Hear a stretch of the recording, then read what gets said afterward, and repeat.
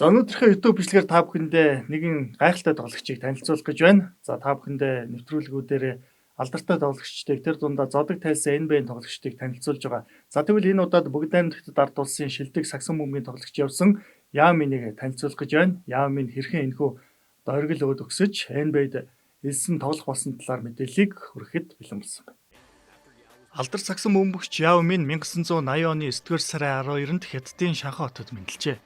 Хятадын засгийн газар хамгийн өндөр хоёр тамирчныг хооронд нь гэрлүүлсэн гэдэг бөгөөд хүүхэд нь сагсан бөмбөгчин Яамин байлаа. Аав нь 2 м 1 см, ээж нь 188 см өндөртэй мэргэжлийн сагсан бөмбөгийн тоглогч байжээ. Яамин төрөхдөө 5 кг төрсөн энэ Хятадын дундад жингээс 2 дахин их гэсэн үзүүлэлт юм. Яав сагсан бөмбөгөөр 9 настайгаас хичээлж эхэлжээ. Тэрээр бага сургуульд байхдаа үеийнхнээс хамаагүй өндөр хүүхэд байсан. Хятадын анагаах ухааны эмч нарын багш тухайн үед 1 м 65 см өндөртэй байсан түүнийг ирээдүйд 2 м 21 см өсөх боломжтой хэмээн тооцоолж гаргажээ. Сагсан бөмбөгийн тоглогч болох нь тодорхой байсан Яв Хятадын сагсан бөмбөгийн холбооны Шанхай Sharks багийн өсвөрийн багт 13 настайдаа хэлсэн байна. Энэ багтаа сагсан бөмбөгийн эрдэм суралцаж 4 жил тоглосны дараачаар багийн өсвөрийн багт орчээ. Тэрээр эхний жилдээ рүүки улиралдаа багт 10 оноо 8 самбар дундчилж байв. Харин дараагийн улиралдаа шагаагаа гэмтэж тоглох боломжгүй болж байжээ. Дараа улиралд хүчрэхийг бүрэлдэхүүнтэй Sharks Явгийн амтаар сагсан бөмбөгийн холбооны аврагын цом руу дайрсанч тэдний хүчтэй өрсөлдөгч Bay Rockets багт ялагдал хүлээсэн юм. Дараа улиралд нь тус багийн шилдэг төв Wanjiji бага орхиж анхны NBA дэлсэн Хятадын тоглогч боловлтлээ. 2001 онд жил ирэх бүр сайжирч байсан Явгийн Sharks Хятадын сагсан бөмбөгийн авраг цолыг хүртсэн юм. Тэрээр сүүлийн улиралдаа Шанхай багтаа 38.9 оноо 20.20 самбар гэсэн гайхалтай амжилтыг дундчилжээ. Явгийн сайн тоглолт Америкийн сагсан бөмбөгийн холбооны товхон багуудын анхаарлыг татж эхэллээ.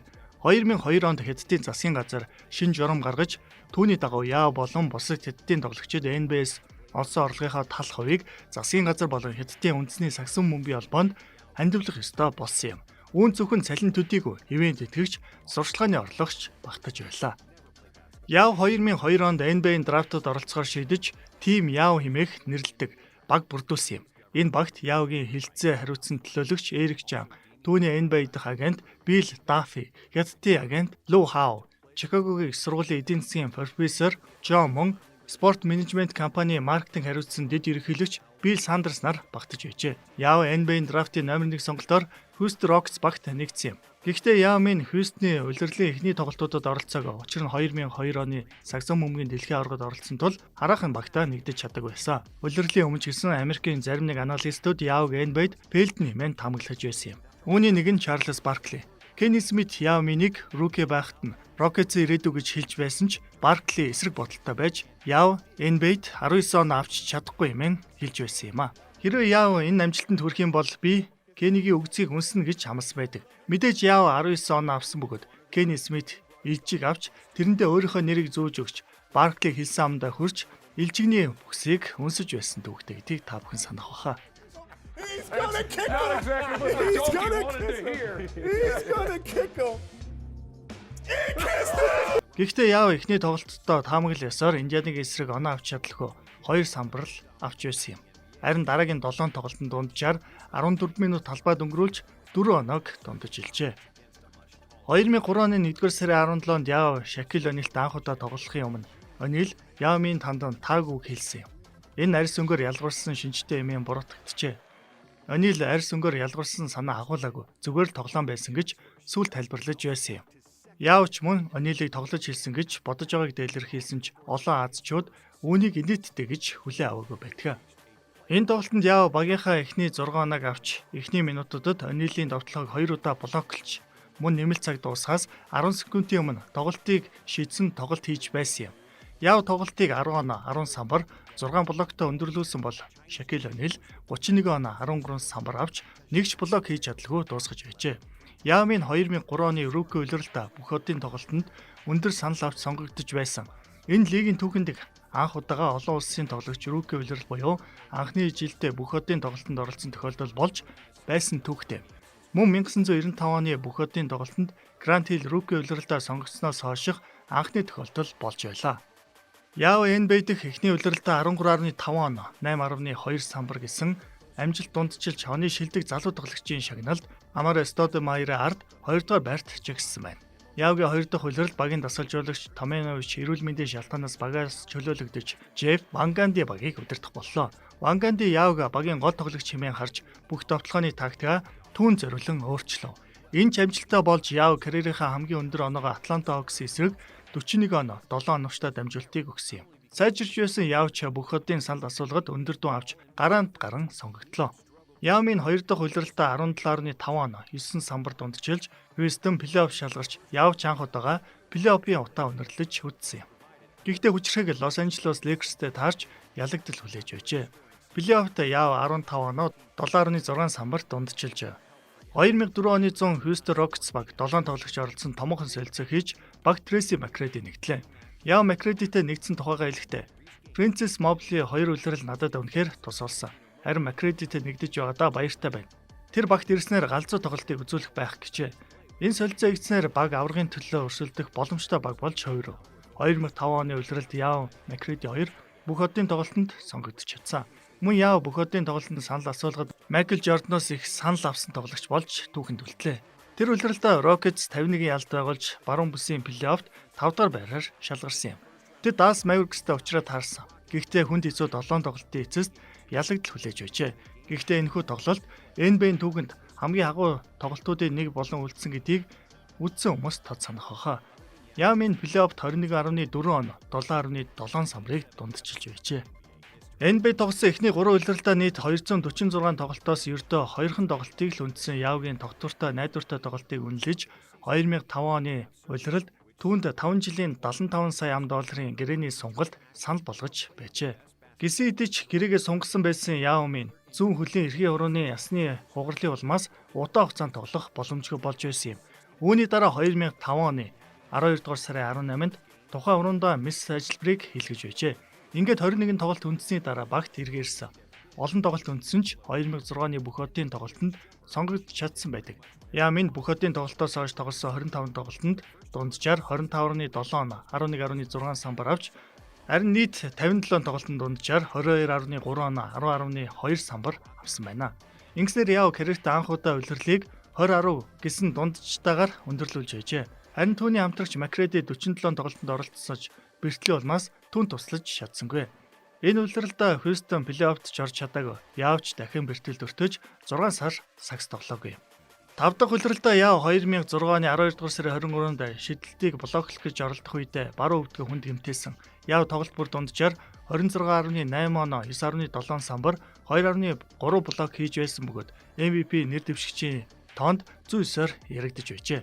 Улмаар тэрээр өөрийн 5 дахь бүх одын тоглолтод оролцож чадлагүй үнжиж байсан түүхтэй юм. Яав нийт 32 тоглолтыг үндсний дараа 2007 оны 3 дугаар сарын 4-нд эмчийн зөвшөөрөл авч дахин талбайд гарах боломжтой болсон. Яав хэдийгээр бэртэл гэмтэлтэй олон тоглолтыг үндсэн ч Rockets баг плей-офф шалгарч эхний шатанд Utah Jazz эсрэг талбайн давуу эрхтэйгээр тоглосон.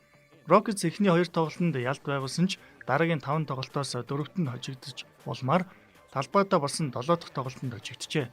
Тухайн тоглолтод Яав 29 оноо авч үүнээс 15-гийн 4-р үед авч байсан байна. Сувралын турш Яав дунджаар 25.1 оноо 10.3 самбар авсан гэдэж тоглолтын дараа хэлэхдээ би өөрийн хийх ёстой ажлыг хийж чадсангүй мэн сэтгүүлчдэд тайлбар мэдээллийг өгч байжээ. 2007 оны 5 дугаар сарын 18-нд Rockets плей-оффоос хасагсны дараа Жеф Вангандиг чөлөөллөө. 3 хоногийн дараа Rockets баг Рик Атлмантай гэрээ байгуулсан бөгөөд Вангандигаас илүү довтлоонд анхаарал хандуулжээ. 2007 оны 11-р сарын 9-нд Яав анх удаа өөрийнхөө адил Хятадын NBA-ийн тоглогч Milwaukee Bucks-ийн төв Иж Инлянтай тоглосон байна. Rockets баг энэхүү тоглолтод 104-88-аар ялд тоглосон бөгөөд энэхүү тоглолтыг Хятадд 19 сувгаар шууд дамжуулан 200 гаруй сая хүн үзсэн гэсэн түүхэн амжилтыг тогтоож байжээ. 2008 оны бүх одын тоглолтод Яав гараанд сонгогдлоо. Бүх одын тоглолтын амралтын дараа Rockets 8 дараалал ялд байгуулж ялагдчихгүй цувралаа 12 болгож чадсан байдаг. Гэсэн хэдий ч 2008 оны 2 дугаар сарын 26-нд Яав зүүн үлийн ясаа гэмтээж улирлын үлдсэн хугацаанд тоглох боломжгүй болжээ. Яав 2008 оны плей-оффыг үндсэн ч 2008 оны Бээжинг Олимпиад шигшээ багтаа тоглож байсныг та бүхэн сайн санах баха. 2008-аас 2009 оны улиралд Яав 77 тоглолтод оролцсон бөгөөд энэ нь 2004-өөс 5 оны улирлын дараа анхны бүрэн тоглосон улирал байлаа. Тэрээр дунджаар 19.7 оноо 9.9 самбарыг дундчилж байжээ. Эдгээр Tracy McGrady 2 дугаар сард гэмтсэн ч Rockets баг үлрэлийг 53 ялалтаа дуусгаж баруун бүсийн 5 дугаар байраар өндөрлүүлсэн. Эхний шатанд Portland Trail Blazers багтаа тоглосон бөгөөд яв эхний тоглолтод 9 шидэлтээс 9-ийг нь амжилттай гүйцэтгэн 24 оноо авч Rockets Portland хотод 108-81-ээр ялтагсан. Rockets эхний шатад авсан бөгөөд ингэснээр 1997 оноос анх удаа плей-оффын 2 дугаар шатанд шалгарч мөн яв карьерийнхаа туршид анх удаа энэ амжилт төрсөн. Rockets баг 2 дугаар шатанд Los Angeles Lakersтэй таарч яв 28 оноо авч сүүлийн 4 минутанд 8 оноо авснаар Rockets Los Angeles 192-оор ялтагсан. Гэсэн хэдиж дараагийн 2 тоглолтод Rockets хожигдсон бөгөөд 3 дахь тоглолтын дараа яв шагаагаа гэмтээжээ. Энэ ч удаа хугацааны бэртэл байж явгүй Rockets баг Lakers-тэй оноог 2-2 болгон тэнцвүүлж чадсан. Эцэст нь Rockets 7 дахь тоглолтод ялагдчихэ. 2009 оны 7 дугаар сард яв эмч нартайгаа гэмтлийнхаа талаар ярилцсан бөгөөд Rockets баг NBA-ийн цалингийн хязгаараас чөлөөлөх саналыг тавьжээ. Энэ хөнгөлтийг багт олгосон бөгөөд баг нь чөлөөт агент Trevor Ariza-г авахд ойролцоогоор 5.7 саяыг зарцуулжээ. Хэдэн 7 хоногийн зөвлөгөө шинжилгээний дараа яв зөв хөллийнх нь бугарсан ясны гэмтлийг эмчлэх мэс ажилбарт орсон юм. Үүний улмаас тэрээр 2009-оос 10 оны улирлыг бүрөнчжээ. 2010-аас 11 оны улирлын хувьд Rockets баг явг талбайд бүрт 24 минут тоглох болж дараасан тоглолтуудад оролцогийг нь хориглож байжээ. 2010 оны 12 дугаар сарын 16-нд яв зүүн шагаагаа буюу хуучин бэртлэн сэдэрч үлдсэн хугацаанд тоглох боломжгүй болж байсан юм. Улирлын төгсгөлд явгийн Rockets багтай хийсэн гэрээ дуусаж тэрээр анх удаа чөлөөт агент толлоо. Ингээд 2011 оны 7 дугаар сарын 20-нд яв Шанхайд болсон хэвлэлийн хурлын сагсан бөмбөгөөс зодог тайлж өгдгийг аль биесээр мэдгдсэн юм. Явг зодог тайлсанд NBA-ийн комиссар Дэвид Стерн яв Хятад болон Америкийн шүтэн бишрэгчдийн хооронд гүр болсон гайхалтай авьяас тууштай зүтгэл хүмүүнлэгийн санаа болон хөгжилтэй сэтгэлгээтэй хүн хэмээн хэлж байжээ. Shaquille O'Neal явг маш хурдан хөдөлгөөнтэй дотроос болон гаднаас тоглох чадвартай. Гэмтэл аваагүй бол тэрээр авраг авах боломжтой тоглогчийн тоонд 109-оор багтах байсан хэмээн хэлж байжээ. 2016 оны 9 дугаар сарын 9-нд явг NBA алдрын тахимд 4 удаагийн NBA авраг Shaquille O'Neal Iverson дамд багтаасан. Энэ хүндэтгэлийн дараа 2017 оны 2 дугаар сарын 3-нд Houston Rockets баг яв миний 11 дугаарыг мөнхсөн билээ.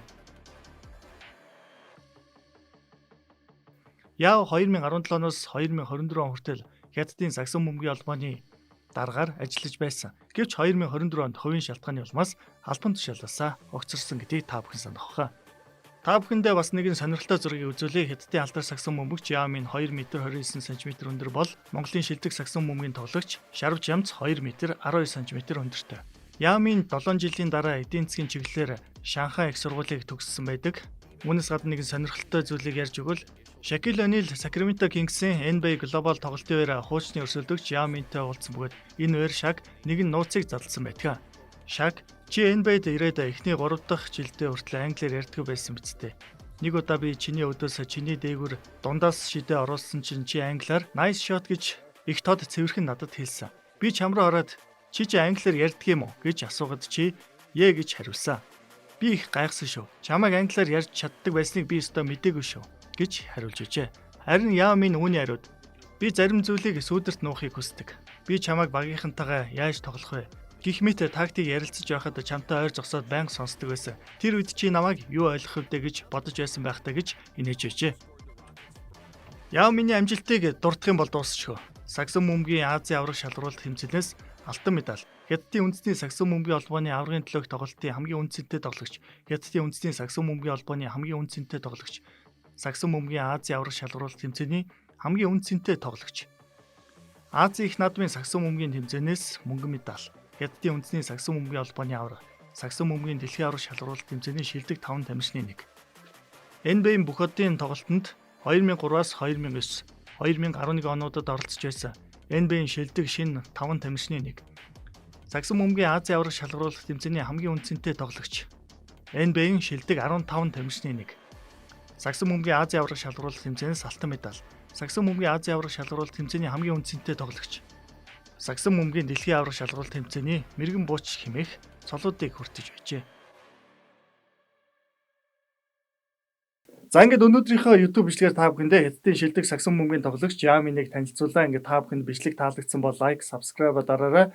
Мөн ямар тоглогчийг дараагийн дугааруудаар үзхийг хүсэж байна гэдгээ комент хэсэгт бичээд хүлдээгээд байгаарай. Ингээд дараагийн бичлэг хүртэл баярлалаа.